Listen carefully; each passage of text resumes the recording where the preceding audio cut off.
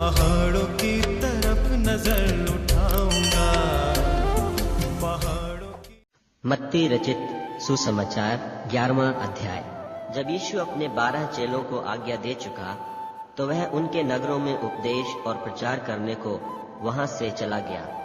यूहन्ना ने बंदी गृह में मसीह के कामों का समाचार सुनकर अपने चेलों को उससे यह पूछने भेजा कि क्या आने वाला तू ही है या हम दूसरे की बाट जो है।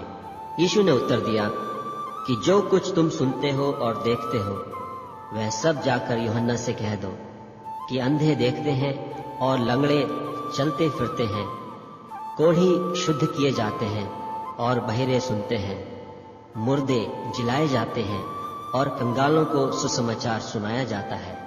और धन्य है वह जो मेरे कारण ठोकर न खाए।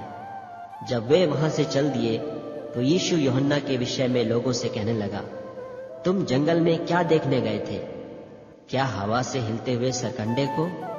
फिर तुम क्या देखने गए थे? क्या कोमल वस्त्र पहने हुए मनुष्य को?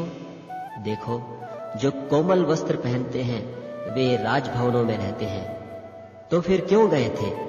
क्या किसी भविष्यवक्ता को देखने को? हाँ, मैं तुमसे कहता हूं, वरन भविष्यवक्ता से भी बड़े को। यह वही है जिसके विषय में लिखा है कि देख, मैं अपने दूत को तेरे आगे भेजता हूं, जो तेरे आगे तेरा मार्ग तैयार करेगा। मैं तुमसे सच कहता हूं कि जो स्त्रियों से जन्मे हैं उनमें से यूहन्ना बपतिस्मा देने वाले से कोई बड़ा नहीं हुआ, और जो स्वर्ग के राज में छोटे से छोटा है वह उससे बड़ा है।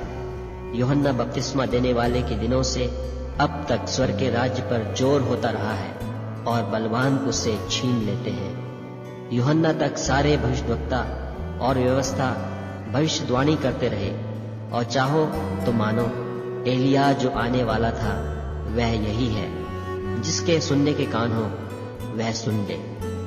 मैं इस समय के लोगों की उपमा किससे दूं?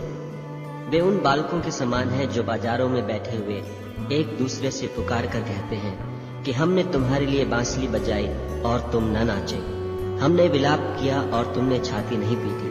क्योंकि यूहन्ना न खाता आया और न पीता, और वे कहते हैं कि उसमें दुष्ट आत्मा है।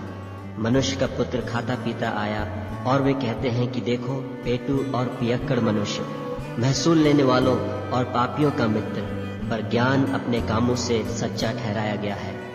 तब वह उन नगरों को उलाहना देने लगा जिनमें उसने बहुतेरे सामर्थ के काम किए थे, क्योंकि उन्होंने अपना मन नहीं फिराया था। हाय खुराजीन, हाय बेतसैदा, जो सामर्थ के काम तुम में किए गए, यदि वे सूर और सैदा में किए जाते तो टाट ओढ़कर और राख में बैठकर वे कब के मन फिरा लेते। परंतु मैं तुमसे कहता हूँ कि न्याय के दिन तुम्हारी दशा से सूर और सैदा की दशा अधिक सहने योग्य होगी। और हे कफरनहूम, क्या तू स्वर्ग तक ऊंचा किया जाएगा? तू तो अधोलोक तक नीचे जाएगा। जो सामर्थ के काम तुझ में किए गए यदि सदोम में किए जाते तो वह आज तक बना रहता। पर मैं तुमसे कहता हूँ कि न्याय के दिन तेरी दशा से सदोम के देश की दशा अधिक सहने योग्य होगी। उसी समय यीशु ने कहा, हे पिता, स्वर्ग और पृथ्वी के प्रभु, मैं तेरा धन्यवाद करता हूँ कि तूने इन बातों को ज्ञानियों और समझदारों से छिपा रखा और बालकों पर प्रकट किया है। हाँ हे पिता, क्योंकि तुझे यही अच्छा लगा। मेरे पिता ने मुझे सब कुछ सौंपा है, और कोई पुत्र को नहीं जानता केवल पिता, और कोई पिता को नहीं जानता केवल पुत्र, और वह जिस पर पुत्र उसे प्रकट करना चाहे। हे सब परिश्रम करने वालों और बोझ से दबे हुए लोगों, मेरे पास आओ, मैं तुम्हें विश्राम दूंगा।